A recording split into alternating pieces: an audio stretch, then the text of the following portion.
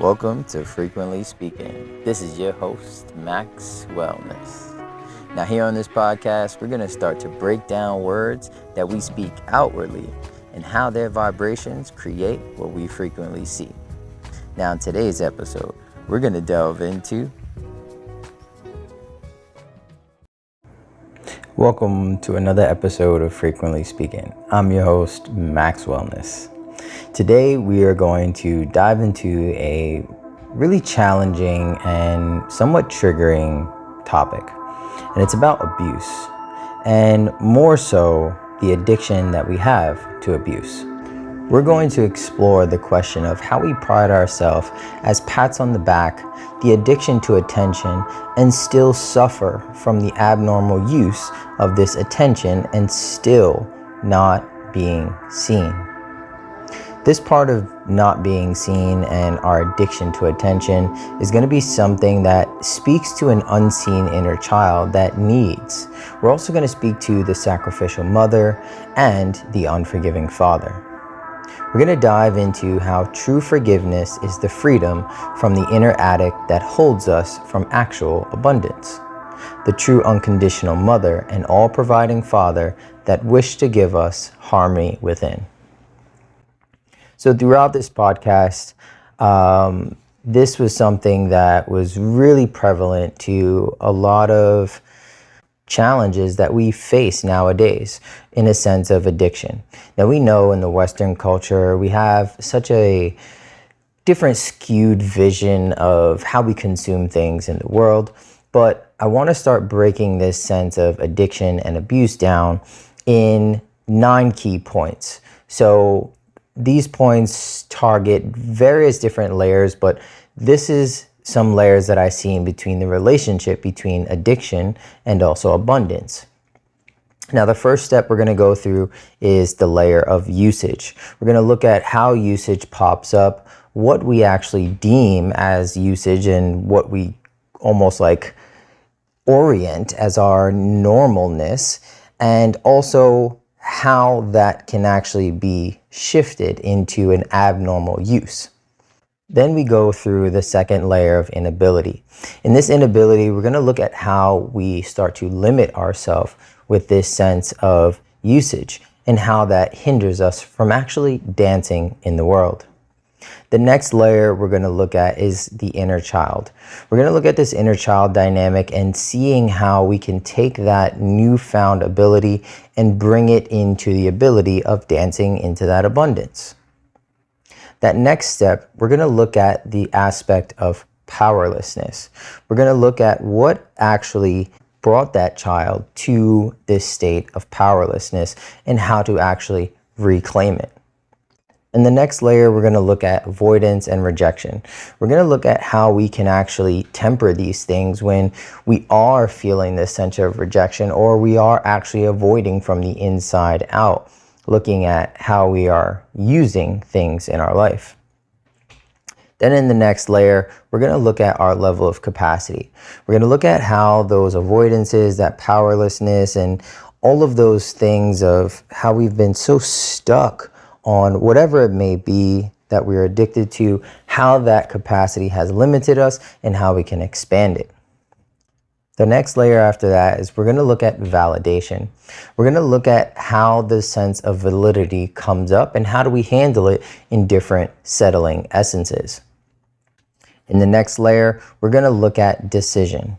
So this is where we start to actually give ourselves permission to dance within that abundance. We're going to look at how we see our decisions and also our decision-making skills.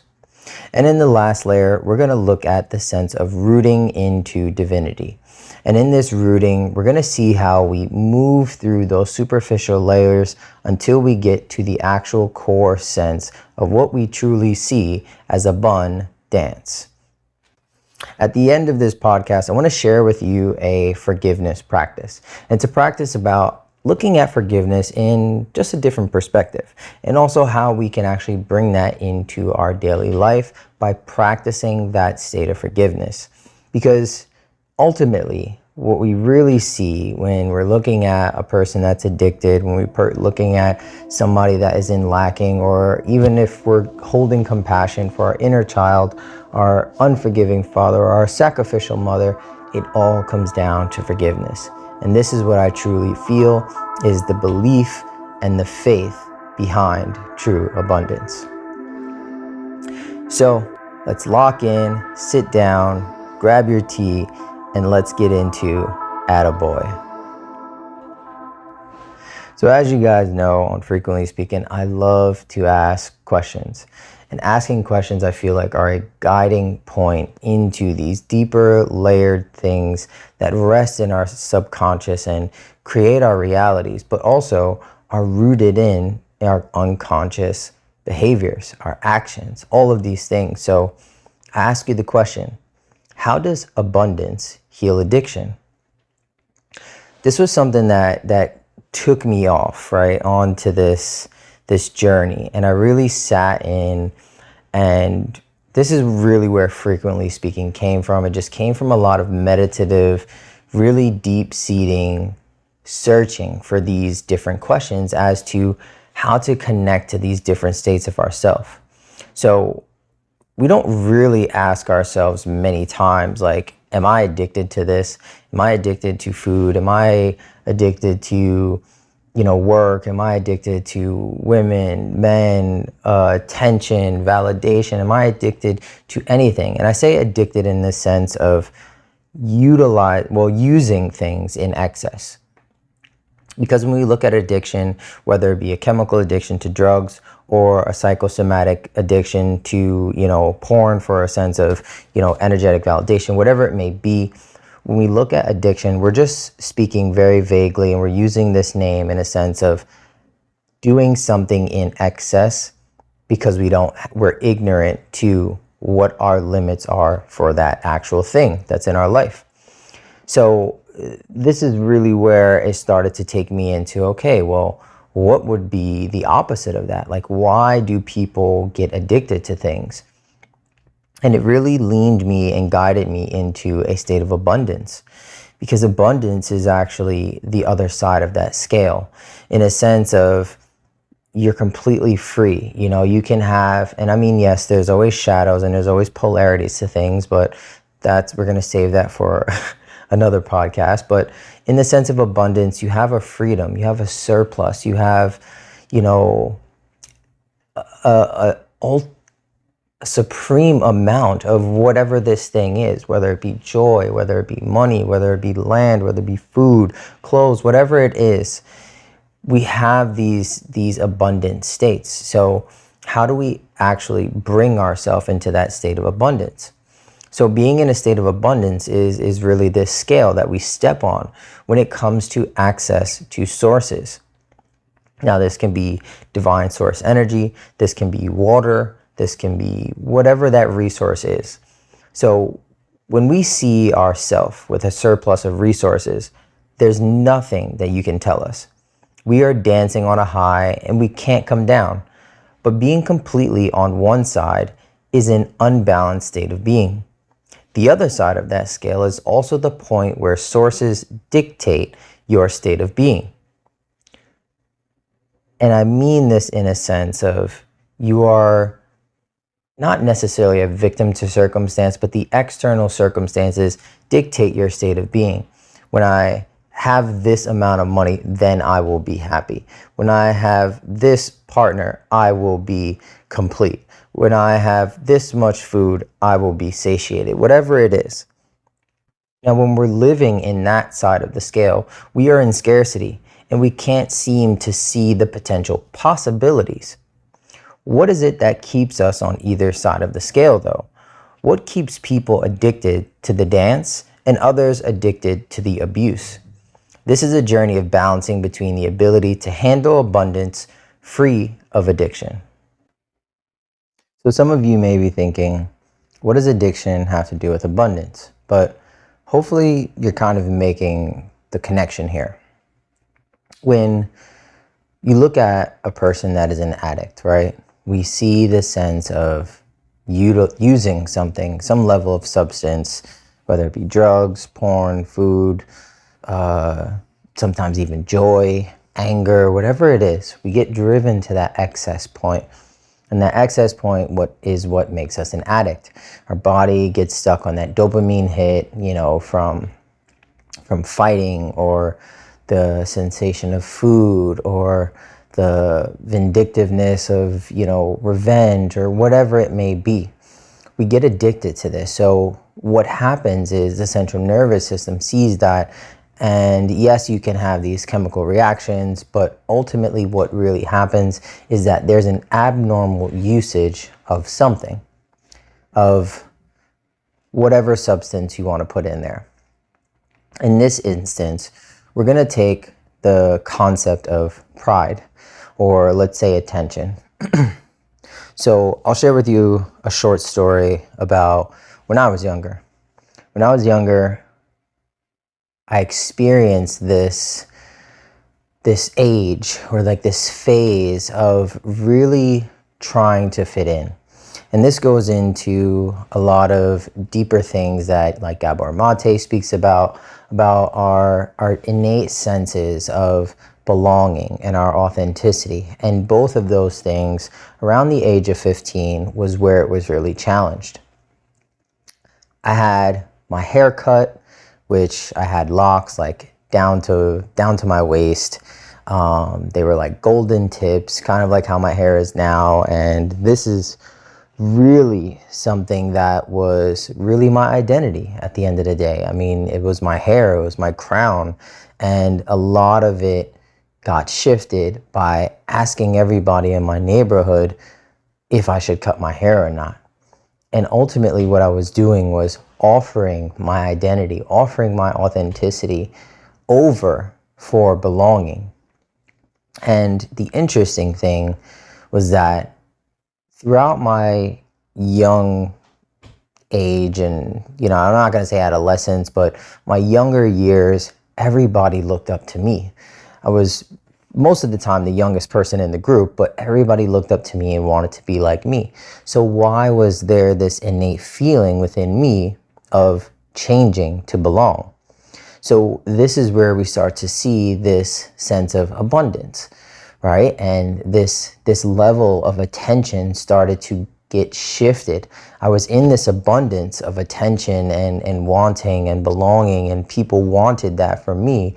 But on my end of the scale and in my perspective, something in me was wanting that same thing. So this is where we start to look at how the scales can tip us, right? And we start to see the ways that in which we hold pride or we hold value into the things that we have.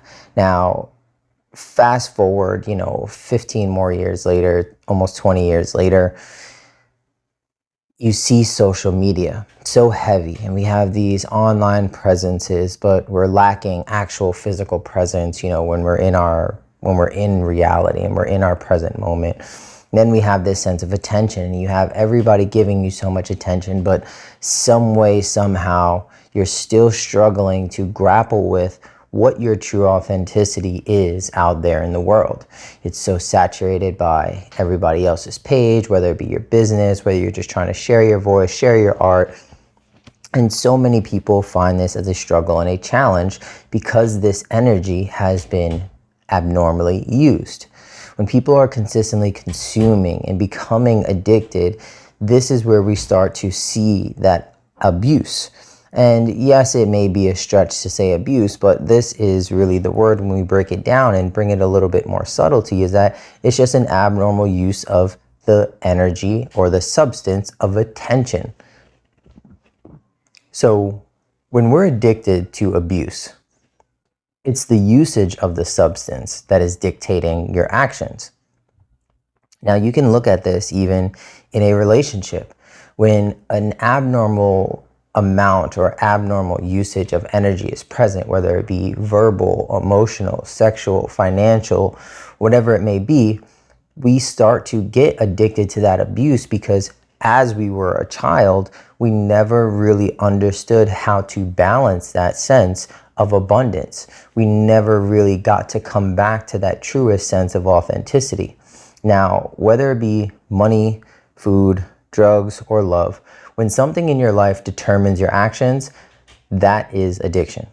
Whether we abnormally use it, like a mother smothering her children with affection and attention, or if we pick up food when we are internally distorted by our emotions.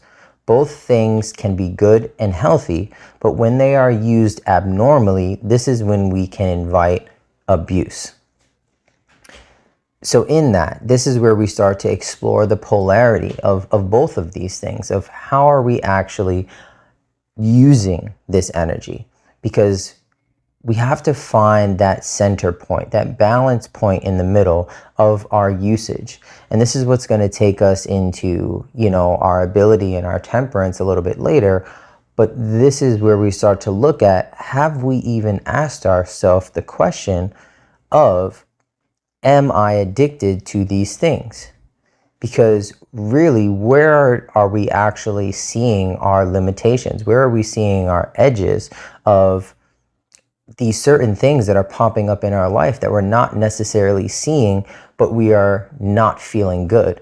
We're either feeling lethargic, we're, not losing the weight that we want to, we're not happy with our body, we're not happy with the money that we make. All of these senses create a disharmony within ourselves.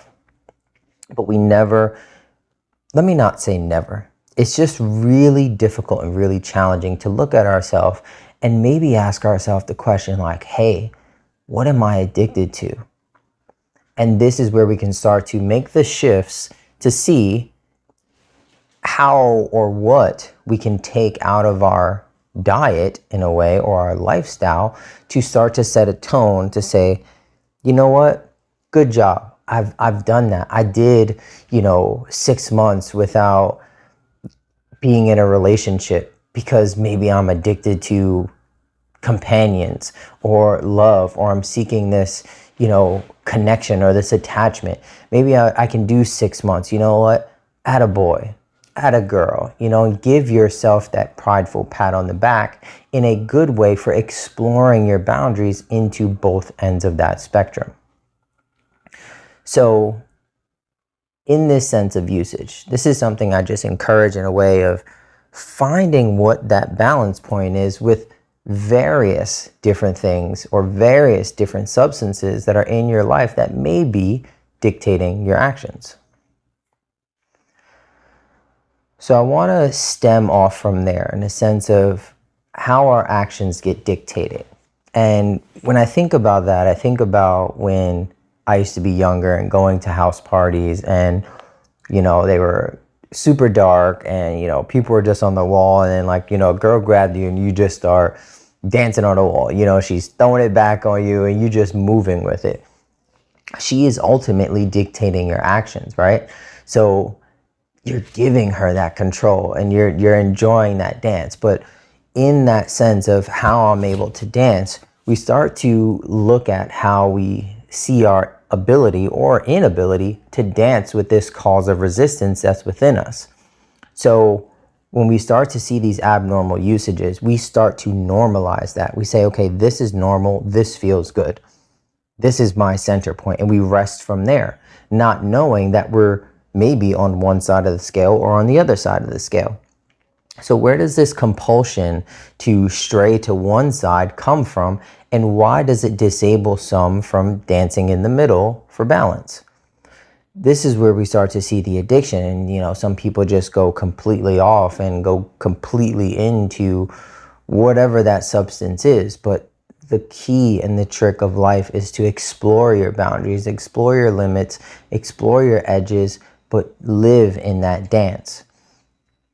So either side, right, is an action of being unbalanced. If I stay on one side and I'm completely in abundance, then it can become intoxicating. If I go on the other side and I be completely addicted, it can also be intoxicating. Now on both ends, yes, abundance, you can come into it freely. And then also in addiction, you can just be blindly to it and say, okay, I'm just receiving all of these things and then this is my center. Great. But when we really look at it on the grand scheme of things and really step back into that observer position, it's unbalanced. The substance doesn't really matter, nor does the person choosing the action. What matters is the ability to find a stable grounding within the middle. This resistance is caused by the compulsion to run to one side and stay there, holding on to that position and building tension against the other side.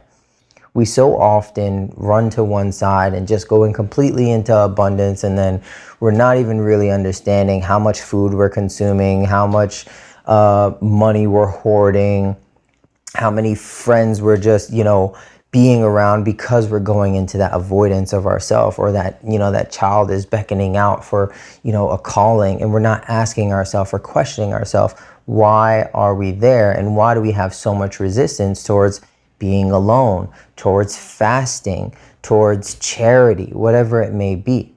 So we look at all of these differences and really say, okay, how am I creating a sense of ability for myself?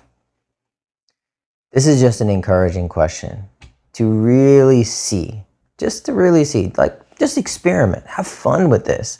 It's not anything to say, oh, I'm an addict, I'm addicted to this, or I'm addicted to that. No, it's just a simple questioning. And the bigger question is that if you can't do that, then maybe that's kind of like that first step of AA, right? It's like denial. So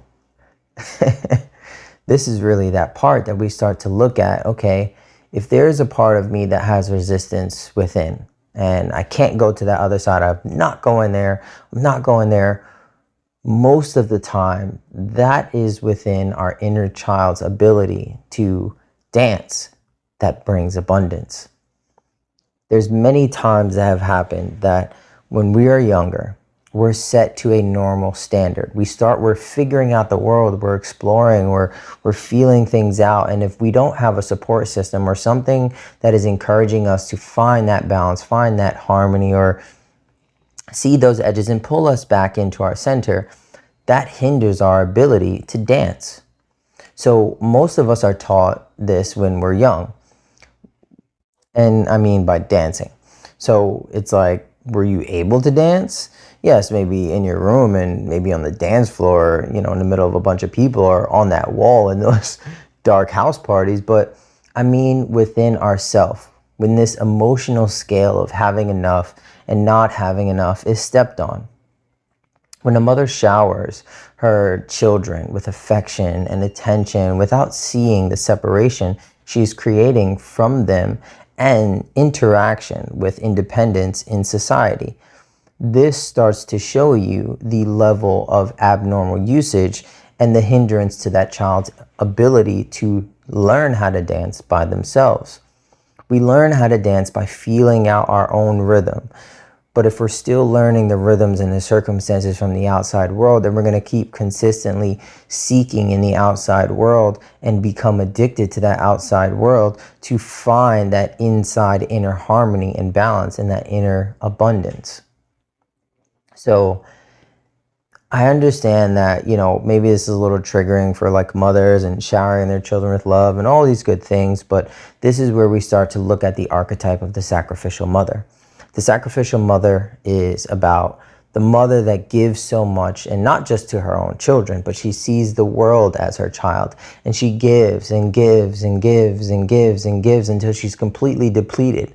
And as the children see this, they start to develop a privilege because they never learn to go out and step out in dependence, to be in a state of dependence on that mother, rather than finding out what the state of being in dependence of themselves actually feels like. So this sacrificial mother is, yes, tending and may have pure intentions, but ultimately what this child is seeing is that I am dependent on this source that is giving me these things, so much so that now she is depleted. So where is she actually giving from? She's giving from an empty space. She's giving from that sacrificial space. She's teaching the child, and I say child in a sense of whoever it is around you. Maybe it's one of your partners, maybe it's your actual child, maybe it's the people at your job, whatever it is. And anybody can embody this sacrificial mother archetype. But you give so much that you become depleted, and then there is nothing else to give. And then even the stuff that you are giving from that space what is truly the value? It's truly empty because you're not giving from a clear, centered, abundant, nutritious state. So we see that, it may be done with pure intent, but is there not a righteous presence of survival, protection, and safeguarding, as it will, not to be there if she doesn't give it, Like, how can a child actually truly understand how to protect if they've always been protected? How can they understand how to learn to safeguard if they've always been guarded? So this is the part where that over or abnormal use, that abuse of a substance can actually inhibit the inner child's ability. So where is it left for her? And we say this in a sense of, how can it be true love without the sustainability of the source? And that need to stay in abundance comes from that internal learning to dance.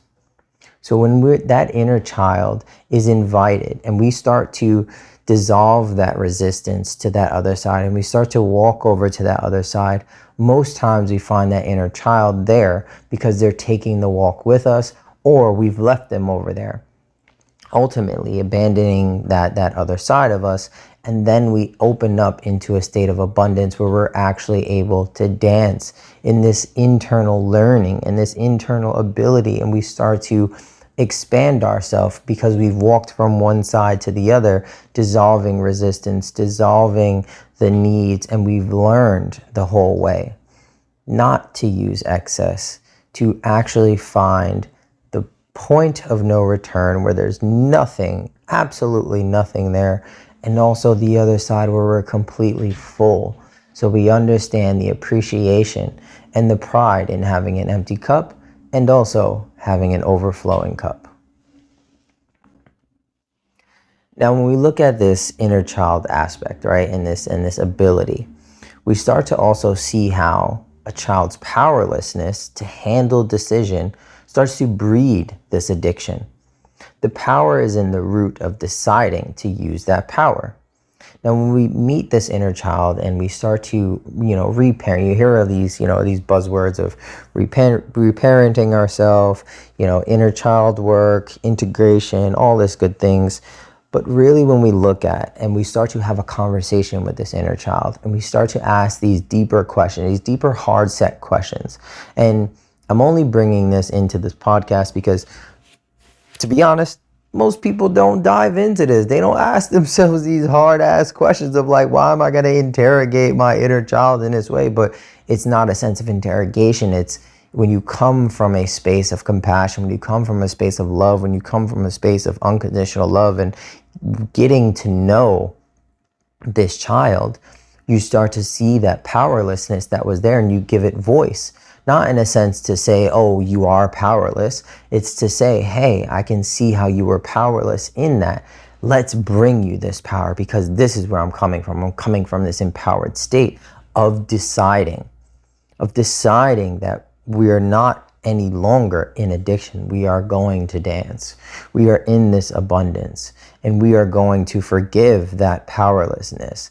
Not the people that made us powerless, not us that gave the power away. We're going to forgive that state of being because we see that deciding now is to actually dance. And when a child is not allowed to dance, a power is taken away, a power to decide. There's no set capacity, only the rejection that is received and the avoidance that is held. As well as all the other energy, there is the ability to transform that potential powerlessness into positive power. So we see how over all the years and going to that other side of the scale and building up that resistance and not wanting to go to that other side because I have to stay on this other side, that is ultimately, with true clear eyes, avoidance. We see the avoidance that is held on by that adult because they're running so far into the distance, because they're trying to increase their ability. We're trying to, get away from that resistance, but ultimately it's a state of powerlessness that we're running from. rather than leaning into it and embracing it and forgiving it, giving it for that state of abundance. Not because it's to blame or there's sorrow that needs to be there, but what am I giving for this state of abundance? I'm going to give this state of powerlessness because I see the addiction that it's bred. I see the way that when that food comes around or that extra round of drinks, I just succumb to it. And I succumb to it. And when that person comes around and says, hey, like, I want to come over, and I succumb to it. That's the addiction. It breeds that. And there's no power there. Everything from the outside just takes your power. But the power is in the root of deciding how to use that power and transform it into something powerful and something positive. And we can do this by deciding where to root. When we can empower and guide a child into where to root, there can be that shift to accepting what you can and can't do to begin to explore your capacity for your capability. When we start to really, really, truly see our capacity and our capability to do things, to be things, to create things, to grow from those things, whether it be a state, whether it be a manifestation in the physical, whether it be financial, whether it be food, project, whatever it may be, when we start to dissolve that rejection, dissolve that avoidance, and lean into it more, we start achieving this tempered usage. We start to see that our ability to take this substance in, we are no longer using it or allowing it to use us. We start to utilize it. We start to see these things as positive fuel and positive power to turn into something. Now that consumption is transformed.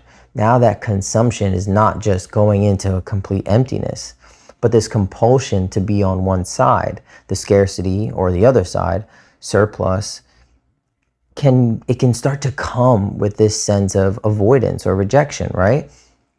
Now, avoiding scarcity of love, satiation, or happiness, this is where we start to see, are we rejecting the responsibility of having so much and becoming blind to the possibility of being in the dance? That's for you to decide. You have to decide to see how this rejection or this avoidance is coming up. Why am I avoiding that other side? Why am I avoiding this inner child? Why am I avoiding that scarcity? Why am I avoiding that fast? Why am I avoiding that clear mind of not smoking any more weed, or that clear mind of not drinking? Why am I rejecting that sense of, living below my means? Or why am I rejecting that sense of, not leaving my hometown? Whatever it may be, we start to see that tempered level of usage, which is moderation in a way, to see how it's blinding us from the possibility of allowing us to dance in our abundance. Now, this can be dissolved, though, when we start to learn to temper in a way of just gauging. We start to temper to dance our own way from having so much and not having enough. When we can look at the chips and say, okay, I have 5 and I still feel the same. What's really going on here that I'm not seeing or feeling? The tempering of setting our own tone of what we are utilizing and what we are using to enable this avoidance or rejection. We start to ask ourselves those deeper questions of, what is happening in the middle of that? What am I avoiding? What am I rejecting right here by doing this thing, by using this thing, by using this thing abnormally, by creating this abuse? We can support this by becoming aware of what we have the capacity for receiving and giving. It all comes down to that receiving and giving, that dance between the two. What am I receiving in? How am I receiving in? What am I giving and how am I giving? Am I remaining fluid? Am I remaining flowing? Am I creating that resistance between rejection or avoidance? And can I stay clear to actually temper this utilization? So looking at this dance, right? The dance between receiving and giving. This reciprocal relationship between you and the world, between you and abundance, between you and source. The only thing that really has happened between the point of your birth and now is all the things that you've learned in between. The orientation, the navigation, understanding what is the balance point, all the things that have led you and pushed you to create all that resistance, to go to one side of the scale, either being addicted or being in complete abundance, whether you're intoxicated or you're completely, truly, and free. But the essence of the dance is between capacity of can and can't, that rejecting of the can't and the avoidance of the can. Now, let me dive into this a little bit more, because we feel like sometimes can is freeing, it's liberating. But when we can acknowledge and admit to what our true capacity is, we can finally cut this addiction to the abnormal usage of the substance. So this is where we see our capacity and tell ourselves that we can, because we have seen that avoidance. We've seen it. But noticing this is not enough. We must face what we are rejecting and avoiding. Mark where in our lives we can't and can receive and give. Then surrender to how life actually allows us to balance our tension between these 2 points. When we see our limits for capacity, this is where we begin to expand and fully begin to dance within the dosage, free of compulsion. Looking at these different limitations, it's not just about leaning into it. Like, that is step one for sure.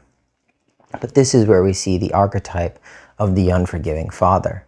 We see this concept of allowing our capacity. What is our capacity? Our activity of capping. Where are we saying, okay, I can do this? And then, we set that capacity so high, but then the father, that unforgiving father, is not necessarily allowing you into that abundance, because when you go into that complete state of can, and you're in that abundance, what you're really feeling on that side is, this is not enough. I need more. This is not enough. I need more.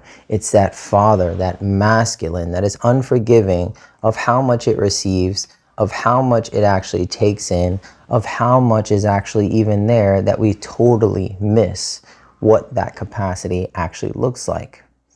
So we take on that same unlimited or abundant true nature of ourself, but it has this unforgiving tinge on it, because we have yet to forgive why we are avoiding going the opposite way.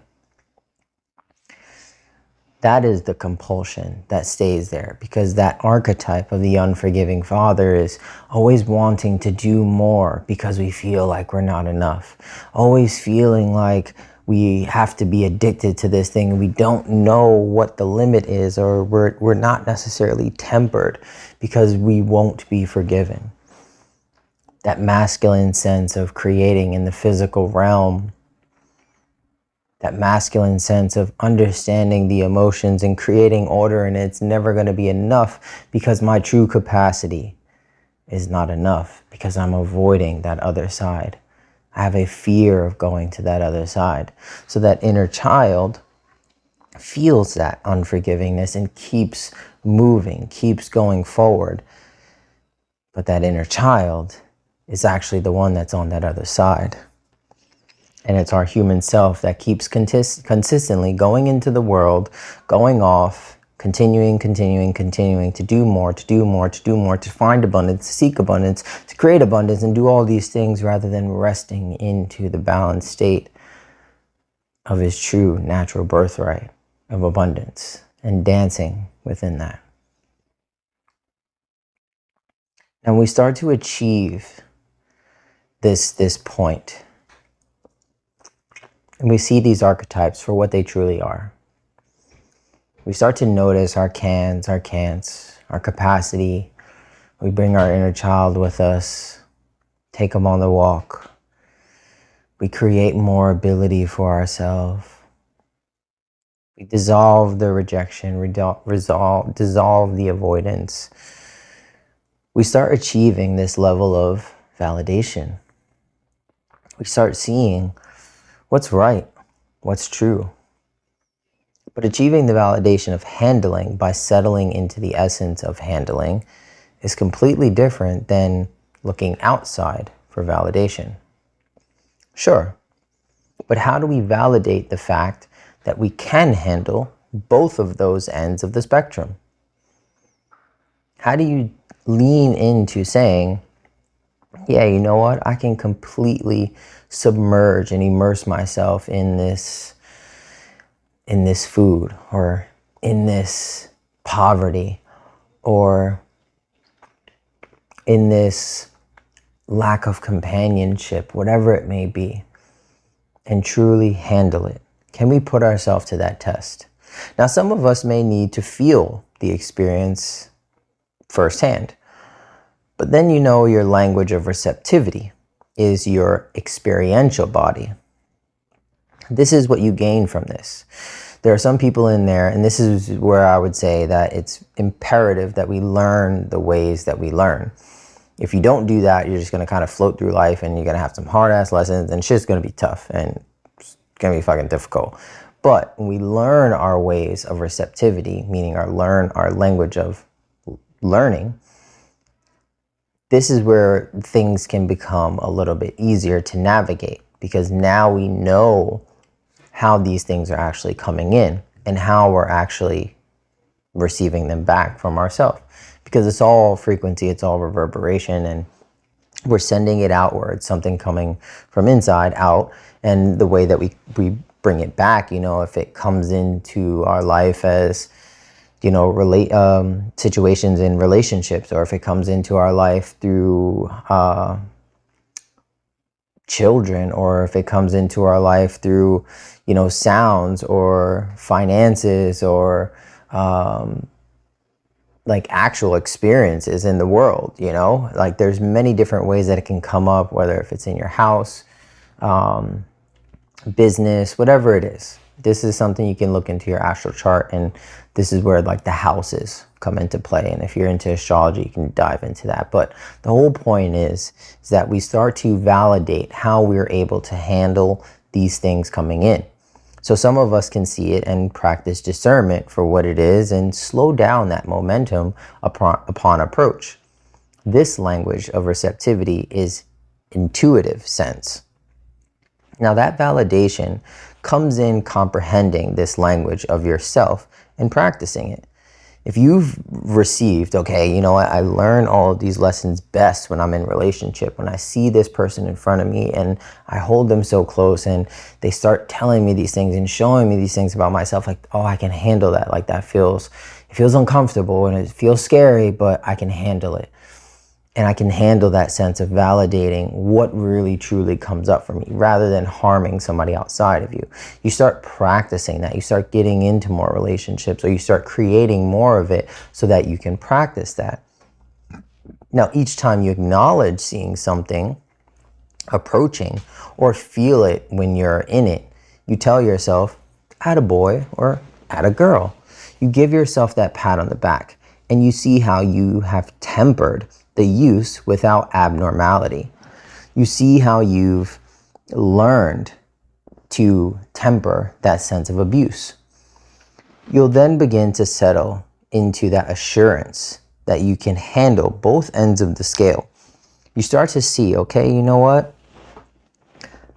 I've survived, not having any food in my fridge, or maybe going on a fast for 7 days, or not having a job for a certain amount of time and really just exploring my creative side, or not having a relationship for a year or so. Like, you start to prove to yourself and give yourself that pat on the back and give yourself that reassurance and validate that point so that you start to transform that power that you have on the other side of that for that resistance. Because at first you were scared of going to that other side. There was some form of resistance, whether it be fear, grief, rage, anger, whatever it may be. But you've transformed that, and now this is where you give that attaboy, attagirl proud pat on the back so that you start to calibrate that normality that is within the middle. And you'll then begin to settle into assurance, because that's really what we start to seek outside in relationships, in our job, in our clothes, in our money, in our financial status, whatever it may be. We're all looking for that level of assurance. But if you can expand yourself and go to those different ends of the scale to actually assure yourself, this is where you start to truly build validation in rooting yourself. Now, this doesn't come easy. This has to come with a real sense of radical responsibility and accountability as well, but responsibility in a sense that you have the ability to respond. And if you have the ability to respond, you have the ability to decide. And deciding is the essence of the dance within abundance. To be addicted is the choice in which we make our measured decisions. I know that I may get a lot back from this, but addiction is a choice. It is a choice. It's okay. We all see it from the outside in, and we say, oh, you know, this person is addicted to cocaine or heroin or porn or whatever, and they're like, oh, they can't help it. It's a chemical reaction. It's a choice at the end of the day. Whether you made the choice 10 years ago to do the drug, or you made the 10 years ago, or the choice 10 weeks ago to still continuously eat food, unhealthy food that is harming you, it's still a choice in which you have made a measured decision. The only thing is, maybe you weren't taught how to measure, or maybe you're using a different measuring device. Now, if those decisions have no delineation from seeing our capacity, we are surely going to be addicted to going over the top in either direction. So it doesn't matter. We have no sense of orientation, and you're just kind of floating around. So that decision isn't really anchored in anything. It's not anchored in the dance because that younger child, that inner child, wasn't able or willing or, had the permission to dance in that spectrum or in that scale. They were pushed to one side. So once there is a containment of where we would like to go and or be, this becomes the dance in true abundance, because you are dancing free to let go and fully trust, not just yourself through discernment or intuition, but to dance with the essence of nature around you as well. And when you're able to dance in the essence of nature, when you're able to dance in that flow and truly let go, this is when you start to become rooted in source light. You start to understand that I am capable of deciding, capable of handling it. And this gives power to the decision of bringing in abundance.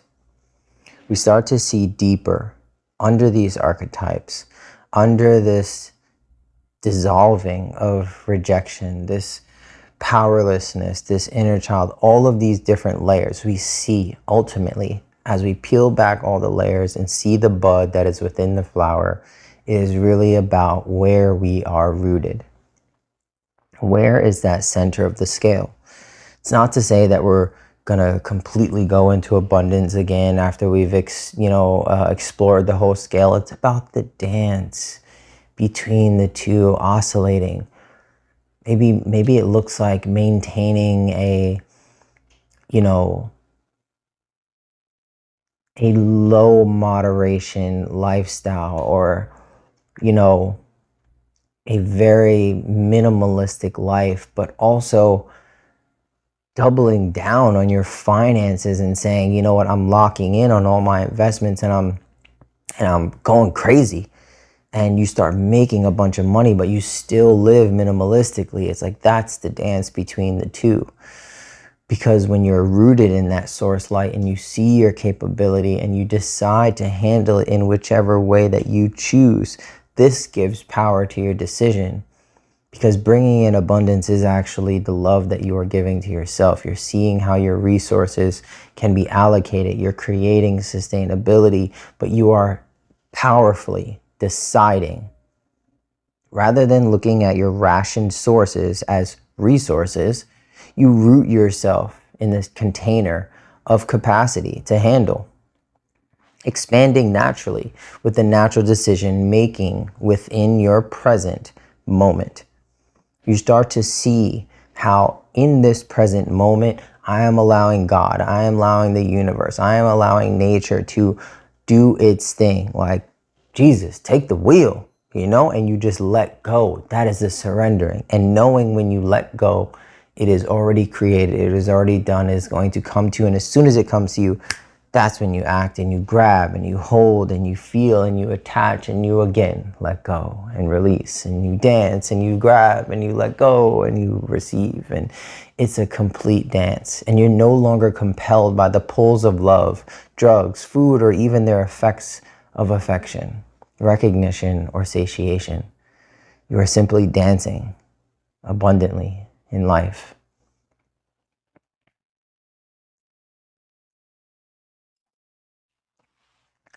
So I would like to wrap things up with a forgiveness practice. Now, this is something that I've also shared with a few people to bring in and invite in more forgiveness. Now, framing this into a practice is active forgiveness. You're taking a state of being and we're making it active. We're practicing it. We're putting it out into the world. We're not just sustaining it in our state of being and just holding it and walking like I'm a forgiving, divine light, spiritual being and just being that. We're actually practicing it and giving it to the world because it is a gift. But forgiveness by asking what you are giving it up for.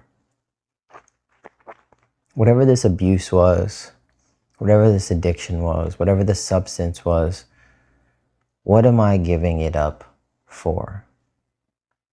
And the responsibility that was placed on that inner child to dance or not to dance may have been the cause for the avoidance, rejection, anger, or frustration. They have the right to change, though. You have the capability now to decide that. Just as a plant is rooted in soil, so it is in the pot. At some point, it will begin to outgrow the confines of the tension of a small pot or wither away in unsupportive soil. As the planter and the planted, we can come to see the normalizing of dancing in this process by practicing forgiveness between these two states. Take these next steps to support this dance into the balance. Identify where you can and can't handle situations. For example, you can write down a list of can and can'ts. When you take your situations that are in your life presently that cause you some level of disruption or have some level of resistance or friction there that you want to offer forgiveness to, write it on either side of the paper. This gives you an identification. The ones on the can't side, that's where you start. Next, you determine your receptivity language.